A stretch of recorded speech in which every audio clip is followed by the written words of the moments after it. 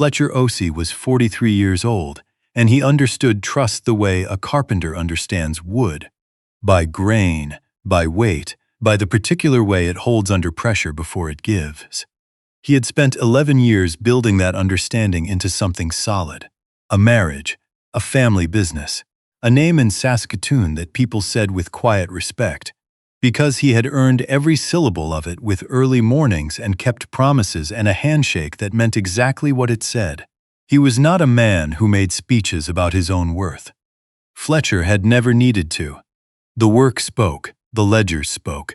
The 47 employees at Ossie Marchand Custom Millwork who still had jobs after a brutal recession spoke most clearly of all. And then, on a wet Thursday evening in November, his wife of 11 years looked him in the eye across their kitchen island and told him to be gone by morning. Not in anger, not in grief. With the particular cool efficiency of a woman who had already signed the paperwork in her mind long before she bothered to mention it to him. What Renata did not understand, what she had not taken the time to understand, because she had been too focused on what she believed she was gaining to examine what she was losing, was the legal architecture that sat quietly underneath every asset she thought she had just claimed. If you have ever poured yourself into someone completely, steadily, without recognition, and watched them look right past you like you were part of the furniture. Stay with this story. It was written for you. Saskatoon, Saskatchewan. November. The sky over the South Saskatchewan River, the color of old pewter, the temperature dropping the way it does in the prairies, without warning, without apology. The kind of cold that arrives while you are still thinking about autumn. Fletcher had been at the mill since 5:30 that morning. A client order, custom white oak cabinetry for a restaurant renovation in Riversdale, had run into a problem with the drying schedule. He had stayed on the floor himself, sleeves rolled, working beside his finishing crew until the issue was resolved. That was how he operated. Not from behind a desk, not through a series of phone calls. On the floor, with the people who showed up every day. He drove home in his work truck, a 2016 Chevy Colorado with sawdust in the floor mats and a travel mug of cold coffee wedged in the cup holder. His hands still smelled faintly of wood stain. He had a grocery list in his jacket pocket. He had been thinking about picking up wild rice and carrots. He had promised to make his mother's soup on Sunday.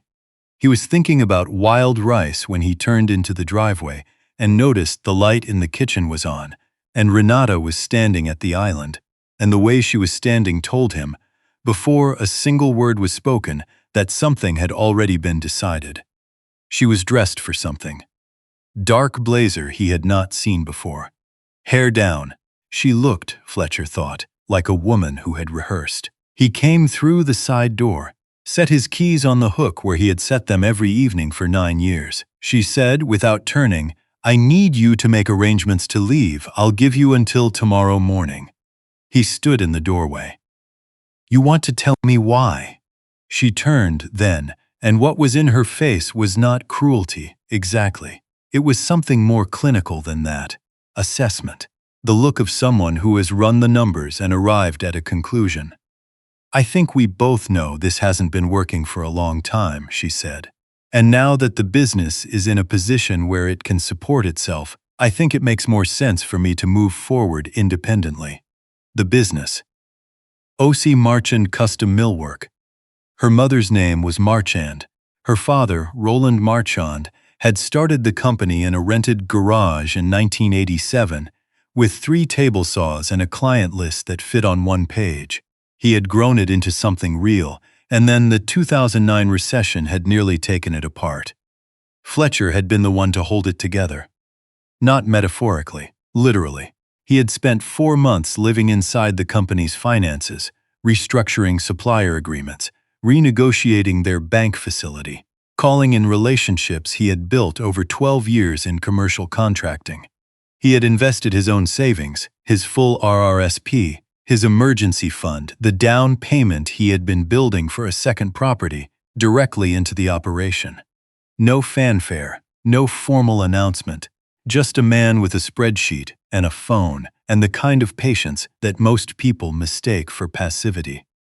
Roland Marchand had watched all of it from a lawn chair in the mill's parking lot during a warm afternoon in August, the summer after the crisis. He was 71 by then, slowing down in ways he tried not to acknowledge. He watched Fletcher moving between the loading dock and the office, managing 2 contractors and a phone call at once, completely composed. The old man had set his coffee and said, "I don't know how you do it." Fletcher had looked over. "You built the same way, Roland. Just one problem at a time." Roland had gone quiet. Then he'd said, "You're better at it than I was. Don't tell Renata I said so." What Roland had noticed in those years, what a father notices when he is honest with himself about his child, was something he had no language for at first, and then too much language for, and then simply a heavy, private understanding that he carried alone for a long time. Renata had not been involved in the business recovery. She had been present, certainly, but present in the way a spectator is present, watching, commenting, occasionally critical, never contributing. As the company returned to health and then began to grow, something shifted in her. She started asking different questions, not about operations, not about the crew, about valuation, about ownership structure, about what the shares were worth. Roland was not a naive man. He had built a business from nothing, which means he had learned to recognize the particular quality of attention that people pay when they believe something valuable is nearby. He had made arrangements, quietly, legally, with care. 18 months before that November evening, Roland Marchand had suffered a mild stroke. He recovered most of his function, but the experience clarified things for him. He called his lawyer on a Monday morning, his own lawyer, not the family firm, not the same attorney who had handled the company's standard affairs for years. A woman named Constance Beaumont, 62 years old, who ran a small estate law practice out of an office on 2nd Avenue and had a reputation for airtight documentation. What Roland and Constance built together over 3 weeks was an irrevocable family trust that restructured the ownership of O.C. Marchand entirely. The assets, the mill, the equipment, the client contracts, the property, were held within the trust at an appraised value of approximately $3.2 million. Built into the trust structure was a matching secured debt obligation, a creditor position. The sole holder of that position, the only person with the legal authority to call the debt, had been assigned by Roland Marchand based on one criterion: who had actually shown up. Fletcher O.C. held that position, not as the primary owner yet, but as the creditor, as the person without whose authority nothing in that trust could be transferred, sold, or dissolved. Roland had told him in person, a Saturday afternoon, 9 months before the stroke, as if he had known something was coming. They were in Roland's workshop at the back of his property on Lorne Avenue, Roland sharpening hand planes the way he did when he needed to think, and he had said, without any particular preamble, "I want to tell you something about the business, about what I have been doing with it legally. I need you to hear all of it and not say anything until I'm finished." Fletcher had sat on an overturned milk crate, the way he had dozens of times in that workshop, and listened. When Roland finished, Fletcher was quiet for a moment. Then he said, "She's your daughter." "She is," Roland said. He did not stop sharpening. "And I love her the way a father loves, which means I see her clearly. I have always seen her clearly. That's the burden of it." He set the plane down, turned to look at his son-in-law directly. "I need you to say nothing, prepare nothing visibly. Let whatever is going to happen, happen, and when it does, protect what I built. Not to punish her, to preserve it. For the people who work there, for the thing itself." Fletcher looked at the old man for a long time. "Yes," he said, "I understand." The message came from his sister Adese, not from anyone at the company. Adese was 40, a school administrator in Martinsville, and she had the particular quality of certain older sisters: the ability to observe situations from a distance and report on them without drama or editorializing. She texted Fletcher on a Tuesday evening in September. He was at his desk at the mill, reviewing a materials order. I saw Renata today at the lighthouse having lunch. She wasn't having lunch with anyone I recognize. I looked him up. His name is Sébastien Gour. He's a business broker. Fletcher read the message twice. He thought about Roland's workshop, about the sound of a hand plane against a whetstone. He texted back, "Thank you for telling me. I'm handling it." That same week, he called Constance Beaumont.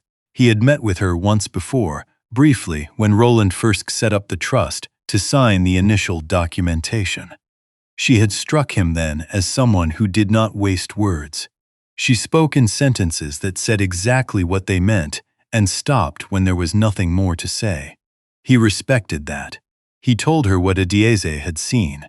He told her what he had been observing for several months, the questions Renata had been asking, the way she had started seeing herself on client communications, the way she had begun describing the company to people at social gatherings, friends, neighbors, her book club, as my family's business, in a way that implied a kind of ownership that had not been formally established. Constance listened.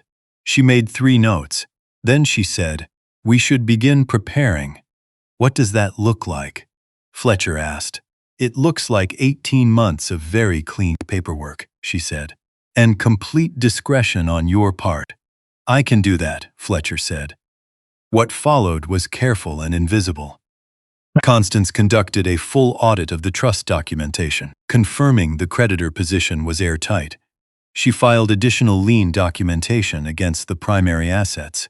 She identified a procedural gap in the mill's equipment financing, a secondary bank facility that had been set up informally years earlier, and restructured it correctly, with the trust as the secured party. Fletcher came home on time. He cooked on weekends. He drove to the hardware store on Saturdays and talked to the neighbors about hockey. He sat in the living room in the evenings with project files, while Renata was on her phone at the kitchen island, and he said nothing about the calls she took in the car.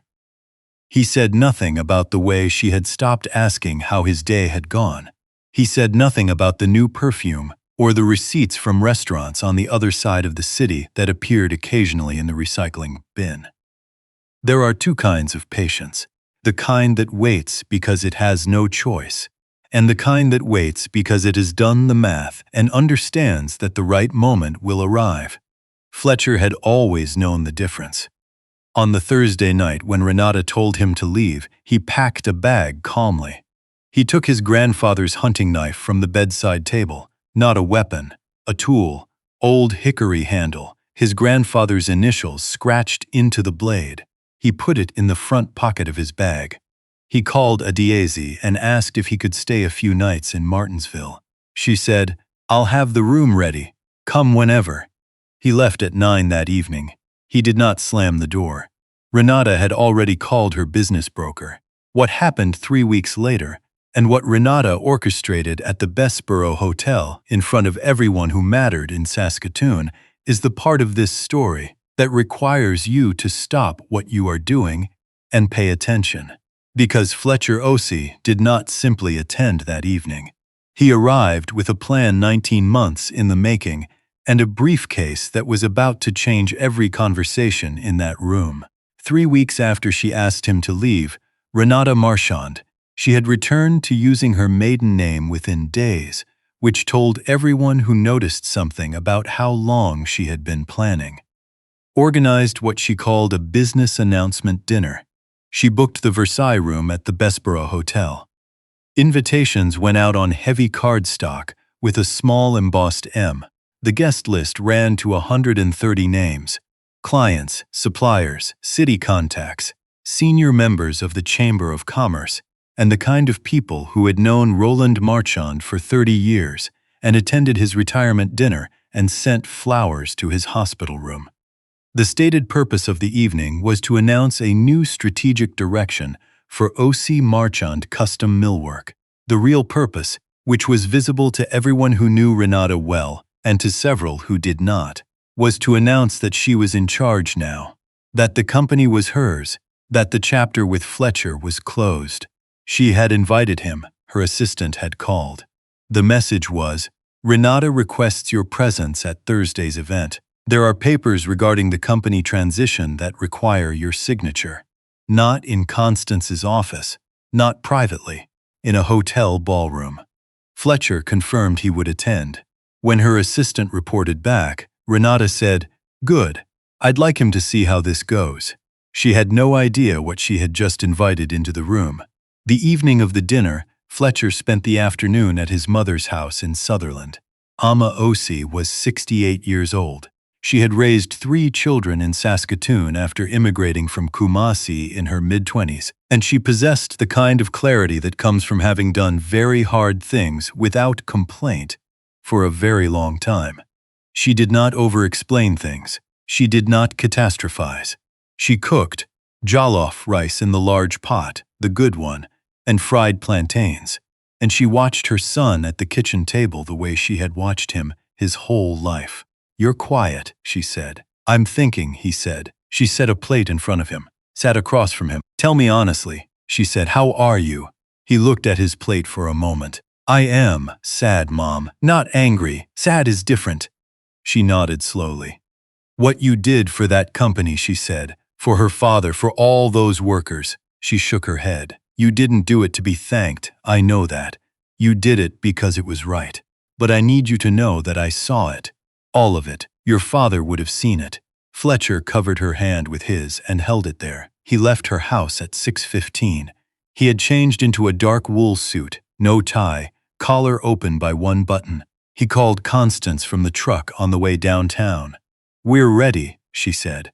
"Everything is filed, as of this afternoon, clean and cross-referenced. Bring your copy of the trust certificate." "I have it," he said. A black sedan pulled up to the Bessborough at 7:40. Fletcher stepped out, unhurried, calm, the way he walked onto a job site when something had gone wrong and needed to be fixed without alarming the crew. Constance was waiting near the entrance, dark coat, leather briefcase. She nodded at him once, and they went in together. The Versailles room was full. The kind of room that believes it is witnessing the start of something. Warm light, white linens, the low hum of conversations between people who knew each other well. Fletcher moved through it steadily. He felt the room register his presence the way a room does when someone enters who was not expected to walk in the way they just walked in. A few people made eye contact. A few looked away, several of Roland's longtime clients. Men who had shaken Fletcher's hand at the mill, who had watched him personally oversee their orders, tracked him across the room with expressions that said they were updating the story they thought they already understood. Renata saw him from near the head table. Something crossed her face, adjustment, recalibration, and then she was composed again, crossing toward him with the air of a woman running the room. "You came," she said, lightly for the benefit of whoever was listening. "You invited me," Fletcher said. She gestured toward the head table, where a manila folder sat beside a floral centerpiece. "The transition documents are there. I thought we could get that sorted before dinner." "Before we do anything else," Fletcher said, his voice carrying only as far as their immediate circle. "I'd like to ask you one question." She waited. "Fine. Do you know what you actually own?" She raised her chin. "I own O.C. Marchand, my father's company, my family's business." A slight emphasis on family for the room. "That's why we're all here." Fletcher held her gaze for one beat. Then he nodded at Constance. Constance Beaumont set her briefcase on the edge of the head table and opened it without theater. She began placing documents, tabbed, notarized, organized with the precision of someone who has done this before and does not find it exciting, only necessary. When she spoke, her voice was level and carried clearly in the quiet room. O.C. Marchand Custom Millwork, valued at approximately $3.2 million, was restructured 18 months ago into an irrevocable family trust. That trust was established by Roland Marchand, the company's founder, with full legal documentation. Built into the trust is a secured debt obligation matching the full asset value with a designated creditor position. She paused. "Let that settle. That creditor position is held exclusively by Fletcher Osei." He alone has the legal authority to call the debt. Without his agreement, no asset within this trust can be transferred, sold, or dissolved. The room went quiet in the particular way that 130 people going quiet at once is quiet. Not silent, but suddenly very still. Renata's expression moved through disbelief, and then rapid calculation, and then something older and more exposed than either of those. "That's not," she started. "My father would not have page 3, Constance said, "is the trust certificate. Filed 18 months ago with 3 independent notarizations. Page 7 is the creditor assignment documentation." She moved to a second set of documents. "This is a separate matter." She set down a bound report. Roland Marchand's name on the cover. Over the past 14 months, approximately $1.1 million was redirected from O.C. Marchand operating accounts through a series of transactions into accounts not registered to the company. The trail includes wire confirmations, internal accounting records, and third-party verification. Sébastien Gour, she said the name without looking up, is named as a co-signatory on 2 of those receiving accounts. Somewhere near the back of the room, a glass was set down on a table very carefully. Renata said, "This is fabricated." Fletcher's voice, when he spoke, was not unkind. "Your father built that company for 40 years, Renata.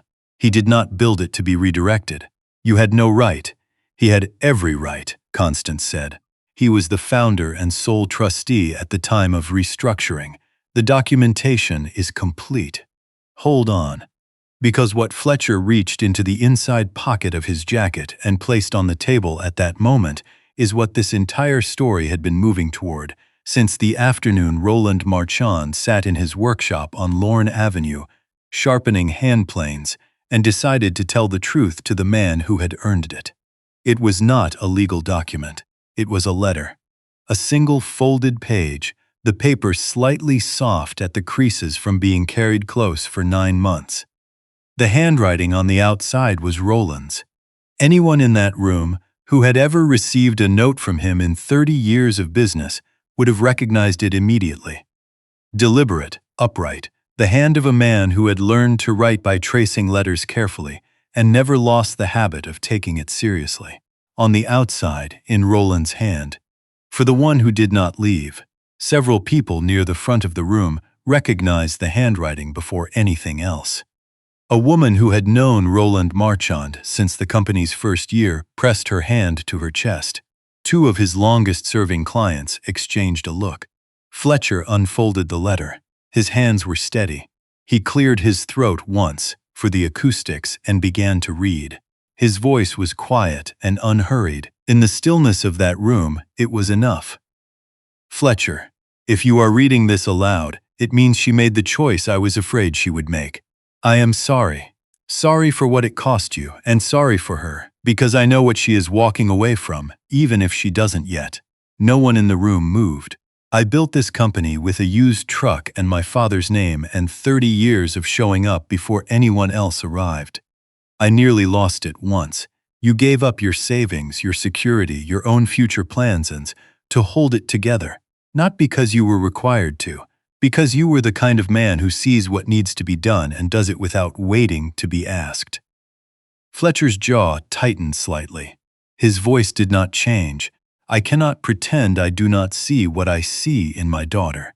A father's love does not make him blind. It only makes the truth heavier to carry." I watched her attention shift from the work to the worth, from the people to the accounts. I watched her stop asking how the foremen were doing and start asking what the equipment was valued at. I know what that shift means. I built a business. I have seen that shift before. He did not look at Renata. He kept his eyes on the page. "I have structured everything so that the people who showed up are protected. Not as punishment for those who didn't. As simple, honest recognition of what loyalty actually looks like when no one is watching and nothing is guaranteed."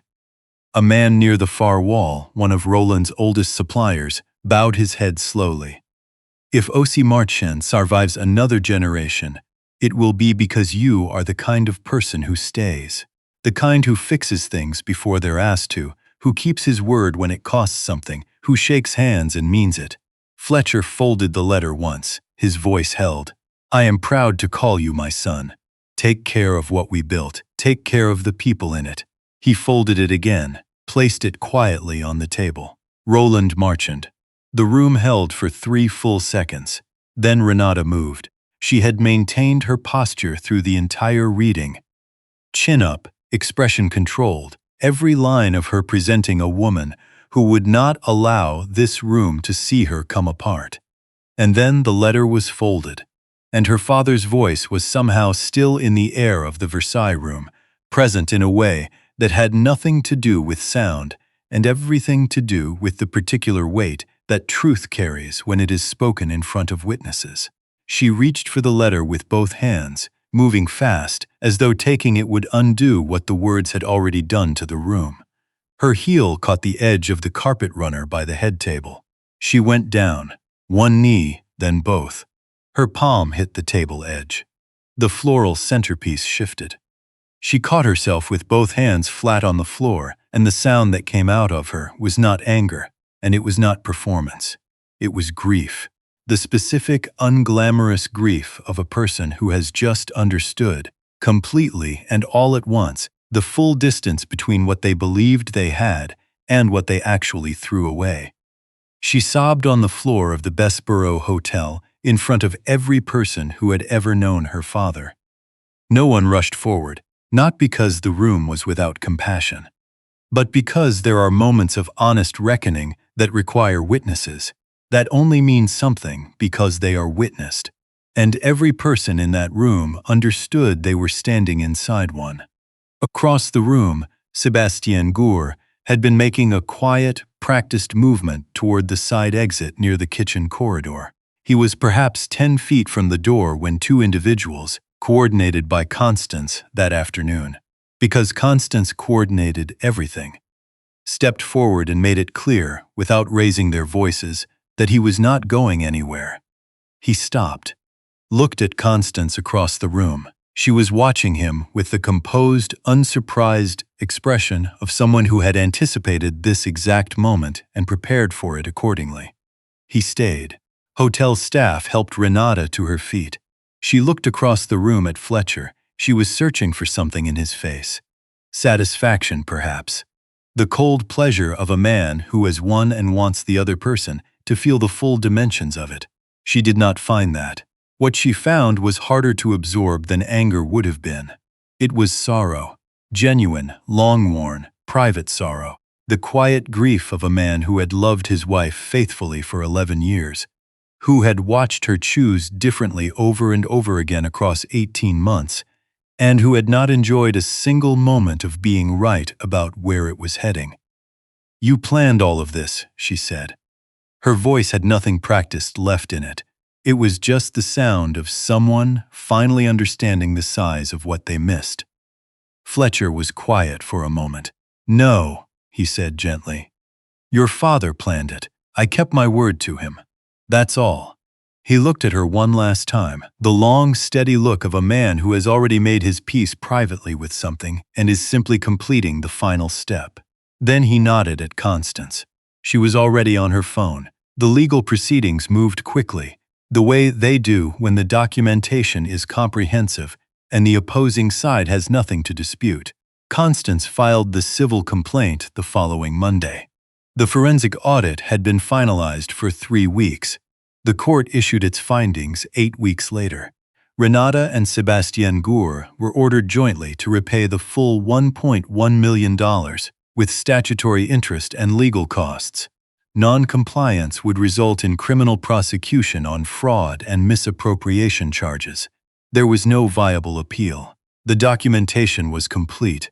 Sébastien retained a defense attorney within 48 hours of the dinner and was, by all reliable accounts, not sleeping well. Renata went through 2 lawyers in 3 weeks. By the time the judgment came down, her options had simplified to 2: pay or face a grand jury. She paid. It required liquidating things. The car she had bought in the spring, a set of furniture she had purchased for the bedroom redecoration that Fletcher had not been asked to approve. The designer pieces she had accumulated over 18 months on the company card, moved through a consignment shop in Cathedral Village, in the same neighborhood where she had once browsed without checking prices. She moved into a 2-bedroom apartment in Dundonald. Clean, quiet, nothing wrong with it by any ordinary measure.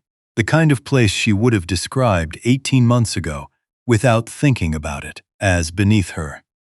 Sebastian's brokerage did not survive the proceedings. 2 former clients, apparently encouraged by the public nature of the case, filed complaints that had been sitting dormant. His license was suspended pending review in January. The divorce was finalized on a Wednesday afternoon. Fletcher signed in Constance's office at the same table where they had first mapped out the strategy 19 months earlier. He used a plain pen, set it down, looked across the table. "Thank you," he said. Constance looked at him over the rims of her glasses. "You did the work," she said. "I filed it." "Still," he said. She held his gaze for a moment. For Constance Beaumont, what followed, a very slight softening at the corners of her expression, was equivalent to a standing ovation. 3 weeks after the judgment, during a routine call between attorneys, Renata's lawyer paused and said carefully that his client had a personal question, off the record. The question was, who is the woman with him? Someone who had attended the Bessborough dinner had posted a photograph on social media. Not maliciously, simply the way people share moments that feel significant. It was taken outside the hotel that evening, just before Fletcher went in. He was standing near the car, unhurried, reading something on his phone, and visible through the passenger window behind him, sitting quietly with a book open on her lap, was a woman with close-cropped natural hair and the kind of present, grounded expression that comes through even in the background of a photograph. Her name was Dr. Rosalind Achibi, 41 years old. She ran a small family medicine practice in Newtona and served on the board of a community health center in the Riversdale neighborhood. She had a directness that people sometimes mistook initially for severity, and a laugh that, when it arrived, was genuinely surprised and entirely her own. She and Fletcher had met 4 years earlier at a fundraiser for the health center. O.C. Marchand had donated lumber and labor for a waiting room renovation. Fletcher had shown up himself to oversee the installation, not because it was strictly necessary, but because that was how he operated. Rosalind had been the physician on call the week of the renovation. She had brought coffee for the crew on the second morning without being asked. She and Fletcher had talked, briefly, about wood joints and about the particular resilience of children who grow up in systems that are not designed for them. She had walked away from the conversation thinking, that is someone who pays attention to the right things. She had held that thought for 4 years, not with urgency, just with care. The way a careful person holds something worth keeping.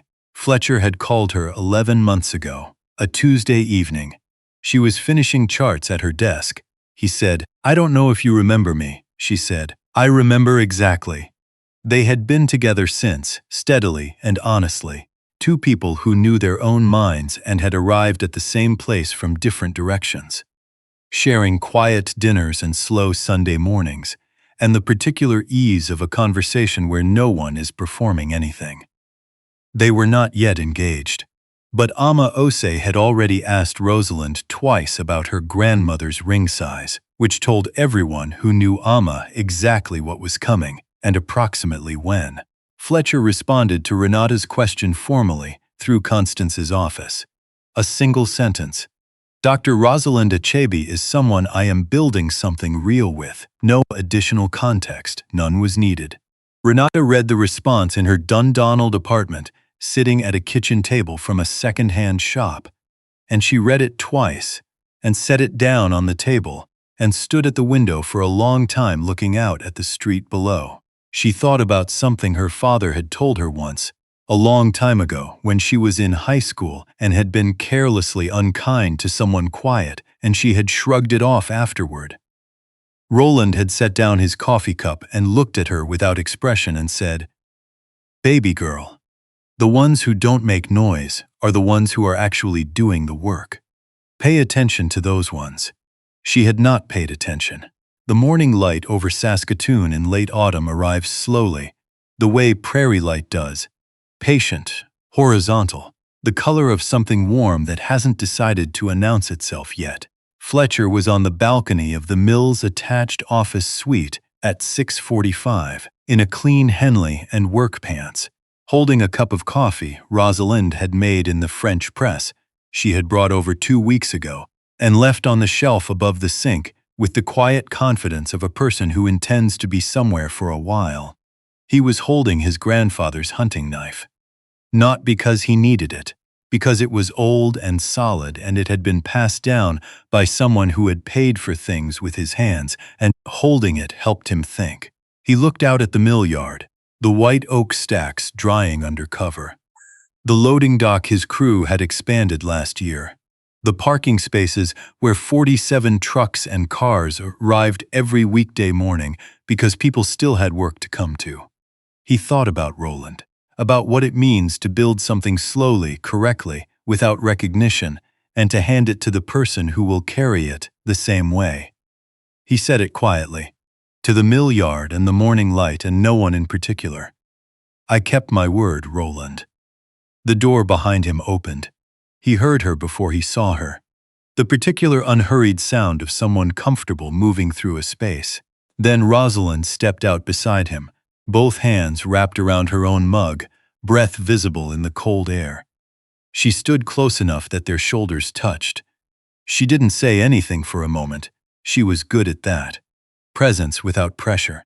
Then she said, her voice dry and warm, the bathroom tap is dripping. I know, and the light over the side entrance is out. I'll fix it this weekend. And your mother, she said, has now sent me 3 separate text messages about the guest list for Christmas dinner.